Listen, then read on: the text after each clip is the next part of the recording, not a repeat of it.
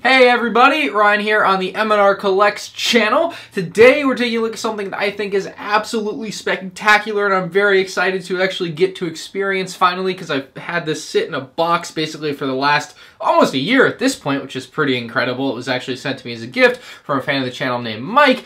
And now today is the day I'm actually going to really take it out of the box and get to experience it. I've dabbled with it, but a full unboxing here is what we're going to be doing. It's a DX18 Darth Maul 6 scale figure based off Solo, a Star Wars story, which is pretty neat to have it based off that instead of like episode 1. It's just a more unique thing, I think, and you get like Crimson Dawn stuff, which is fun. Some general information about this particular figure that I could find on the internet is that it retails for about $275. However, it is currently sold out, and I don't know if they're going to be making more or whatever the case with that is. I don't know how this stuff works very well, but if you want to buy one from what I could find on like Mercari and eBay, it's going to cost you about $400 now. So these have gone up a little bit in value because of their rarity, I suppose. So that's pretty interesting, I guess, on its face, but we'll find out if this is a $300 worthy price tag, I suppose. But looking at this box art alone, I feel like the premiumness is already there, and I'm going to be falling in love with it because I've already bought more Hot Toys, even though I've never really opened one, so yeah. So off the bat, must I state the obvious, it's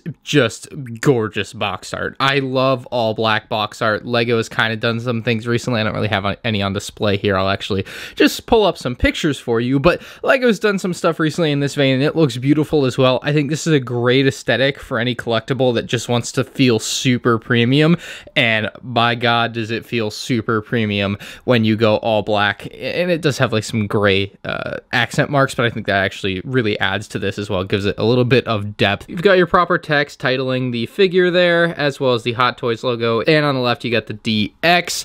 Top says Star Wars, and you'll notice that this actually isn't the box art technically. It is just a sleeve, which can be pulled away from what is the actual box, which is done in a much different way than the sleeve is, because the sleeve is the black art, and this is kind of like a cloudy red art on this like sandpaper, rough, coarse type of material. It's not like a box, like a Lego box, kind of smooth, or even that box over there. It's a whole different style of like coarse roughness, which I'm not a particular fan of, like, to touch, because it makes me feel weird to touch it, but by God, does it look cool. Then you have Darth Maul there with the Crimson Dawn logo just kind of slightly highlighted in the background, and more of the same text that we actually saw on the front of the sleeve. So I actually find the unboxing experience for this to be a little bit confusing, given that on one side of this box you can literally just slide out what you have inside, but let me move this aside for a second. You'll notice on the other side, on the bottom here, there's actually like a tab you can pull open. So I'm not exactly sure why that's there. Maybe it's all glued together. It's kind of hard to tell, but that is a weird thing that I noticed. As for what's in the actual packaging, though, it's pretty cool. We have this panel here that holds a keychain. It's a rather large keychain at that. We'll get to it in a second, but the actual packaging part of it does have some really nice clouded red style, same as that box that I showed you, art, which looks fantastic. It really helps sell you on the theme of what is this figure. And so there you can see it's the Crimson Dawn logo on a keychain, and you can actually pull this on out if you'd like. I don't think I'll have any particular use for something like this, but just to give you the best idea, it does say Star Wars on the back, so it's got that nice bit of detail that you would expect from something like this, especially for the price. And for me, though, I just, you know, it's a keychain, bro. I don't even like keychains on my keys, so like, what am I going to do with a giant keychain like this? Nothing. So this one's going to stay in the packaging where it probably will be for most people that end up buying this sort of thing. It also has some nice padding on the bottom side, which is actually going to be pretty good to keep your character in good condition underneath. You'll notice it says Darth Maul head sculpt with the features listed that say authentic likeness of Darth Maul, separate rolling eyeballs. That's kind of creepy. And it also says detailed paint applications, which I don't know if I would call like that a feature as much as it's just kind of a fact of what you've made. The rolling eyeballs are certainly a feature, but like having detailed face paint, is that a feature or just kind of a detail? I don't know. And then this also says see our user guide and follow all construction details. during the assembling process. So there is some process to this, apparently, like building a Lego set maybe. So it looks like we're gonna be able to pull this whole panel up and away, still kind of that same artistic vibe that we had on that. And oh boy, we have a lot of accessories in here. So it looks like we've got some lightsaber hilts, an electronic arm or something. We also have some hologram characters here with Darth Maul and Kira. Very cool. We'll take a look at those out of the package in a moment. And then we have, oh boy, what else? I guess we have all this different hands. He has like 6 different hands. I'm not sure if there are already some attached. So maybe like total 8 different hands in the build here. Looks like we have one of these packs to, you know, keep it dry, because I believe there are some electronic components to this. So as someone experiencing this for the first time, I find all of this to be quite a bit overwhelming, but let's see if we can get a better look at our figure here, get him out of the packaging more so. So we'll lift his arms up first. Oh yeah, he's gonna come right out. Oh my goodness, this is crazy, dude. Look at that Darth Maul. I'll give you a better look here in a second. I wanna get everything out. Wow, he's got robo legs and everything. We're just gonna lay him down softly. So we got the 6 hands. I'm honestly just gonna leave the hands in for a minute. This paper piece looks like it can stay. Trying to figure out, maybe we pull this whole foam bit. Oh wow. Oh, there is, holy crap, there's a lot of stuff in this. So this is a whole plastic assembly that we're gonna have to pull away here. I didn't know there was this much stuff down here. All right, so it looks like this whole bottom plastic tray holds the rest of what we want. It's literally his chair that he's sitting in. Oh my goodness. Okay, that's pretty neat. And then it looks like we have some lightsaber blade pieces, one of which like makes it look like it's moving. So that looks like it's pretty cool. Put that back for now, just because we have other stuff to get to. So we have a stand here for the character. I am gonna have to get glass display case for this thing. I can't put this out on the open in any way, shape, or form. We have the DX18 Darth Maul user guide, which it told me to use to put the thing together, which honestly is probably not such a bad idea given how complicated this thing looks to me.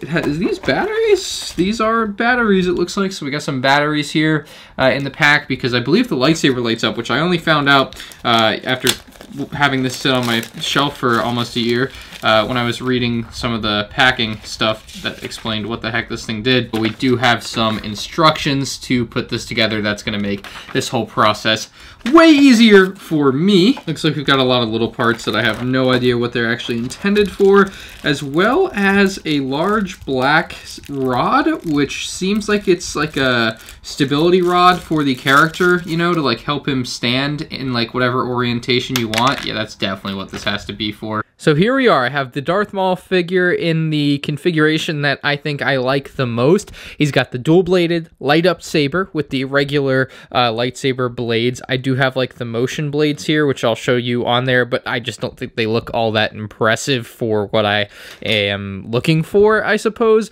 But dang, does he look cool. So I've got his eyes just kind of looking head-on, which look rather menacing like that. The detail on this is just spectacular, though. I mean, you can't like reach this level of detail on a lot of other things, and it's really cool to see this, like comparatively to like that or a Black Series, and I think Black Series is obviously better than that, but this is just another level. You have the Crimson Dawn chain I put on him, and it really does emulate a real chain, even though it's so tiny. It's kind of cute. I very much enjoyed putting that around his neck. I do like how easy it is to pull the head off, and it's actually kind of interesting. You do need an extra little tool to move the eyes. You know, I tried to move the eyes from the outside, and I wasn't having any luck, but you need a little tool to get inside the head there when you pull it off, and you can move the eyes around as you see fit. Now, he does have a hood, and the hood was something that I had some mixed feelings on. I thought it didn't look very good when you put the hood up. When you have the hood back down like this, it looks kind of fine, like it's whatever.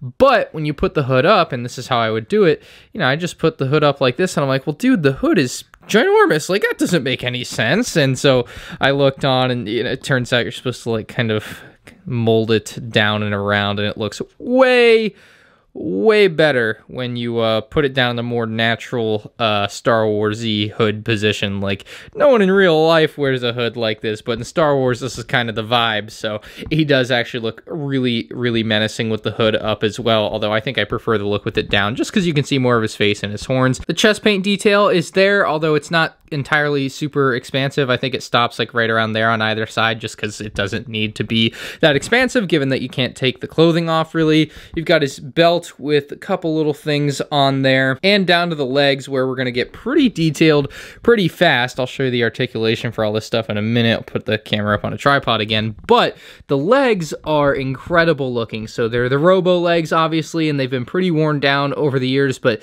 the detail that they were able to pack into this pretty shocking compared to anything else I've really ever owned for Darth Maul, especially given like the Clone Wars Rebels robo legs look there.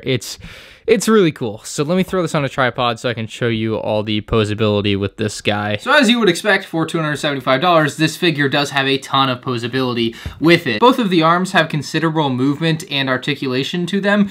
I do find the hands to be a little bit easy to fall off sometimes, although the hand on the electronic arm, when you attach the electronic arm specifically, is very nicely attached. It's not coming off, like, because it's all wired up and everything underneath there. It's just not something that you're going to be able to detach. But getting the electronic arm was a bit tough to get on there for me because it does have a slight, you know, learning curve to figure out how to snap off the other arm and then snap in the new arm. Snapping in the arm is a lot easier than taking the other one out. It just requires a bit of force, and you don't want to break it, especially when it's so expensive. So you do have to be a little bit careful with that, but I don't think you can break it. I think it's made to break away, but yeah, it's a little bit scary to do for the first time for me. Just learning kind of a new system for putting things together here with these figures. It's just considerably different than anything I've really ever done before. The feet have some movement, even his toes move, which is really cool. The ankle, of course, has a nice ball joint system there, and then you can actually bend the legs completely down, like if you want to have him sit down in the chair that they included. You can get the torso to bend up, I think, or maybe the legs are supposed to bend in. It's a little bit tough with all the clothing on, I think, is the deal. But his chair, like I said, is included in the set, and it doesn't do a lot for me. I think he looks a lot cooler with the hologram version of the chair. I don't think it really translates very well to non-hologram version. I don't know, it's just not my preference, but you can have him sit in the chair, or at least attempt to do so, although I have a really tough time trying to get him to sit up here. I don't really know what the deal with that is, and I'm not really particularly wanting to become an expert on this figure in the moment to figure it out, but I'm sure some of you guys know these figures better than I do, and if you cared to have him sit, you would have him sitting in no time. I feel like the clothing is so tight that that's why it feels so difficult to get him to sit down in this chair. And I honestly don't think the chair is a great look, like I said, so I don't particularly care to display him on this thing. It's a nice added bonus, I suppose. Like, it's a cool detail to have from the movie, but I just don't think it's that cool. The lightsaber, like I said, does light up, and I actually took a long exposure shot of the lightsaber in a really dark room, so you can see it a lot better. I mean, you can kind of see it here, but it's just not that easy to see compared to in the dark. So yeah, it does look really cool in the dark, though. I would say, like, especially in real life, like in person, seeing it with my own eyes, looks really neat. Now, like I said, I do have the other blades here. Like, these are like the, hey, we're swinging the lightsaber blades. And I'm sure for some of you guys, like, posing something like this and having the swinging lightsaber blades is totally going to be the way to go for you. For me personally, though, it is not. I don't think that these look particularly great. So it's supposed to emulate that he's like swinging his lightsaber, but I mean, I like the idea and the concept behind it.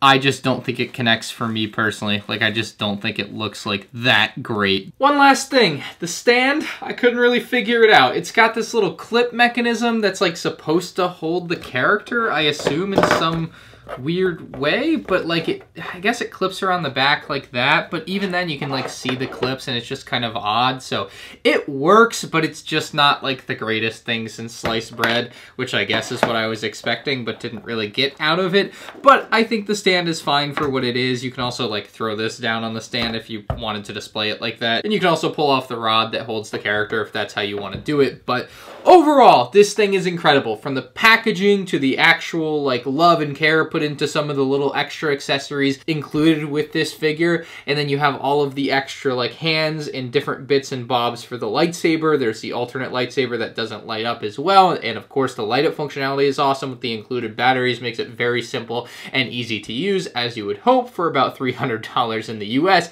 But this thing is really cool. I'm very glad I have it. I think it's something that's going to be really neat to have on display here soon. My foray into these expensive collectible Star Wars things has officially begun, and we are going knee-deep. I have the clone trooper there behind me, the File First Trooper. I've already ordered both versions of Baby Yoda, as well as another version that's like, I think, Commander Cody, and I'm sure I'll get like Captain Rex in the future too. So yeah, a lot of that type of stuff coming on the MandR Collects channel. If you guys enjoyed, make sure you hit the like button. Let me know what you think about this thing in the comments section below.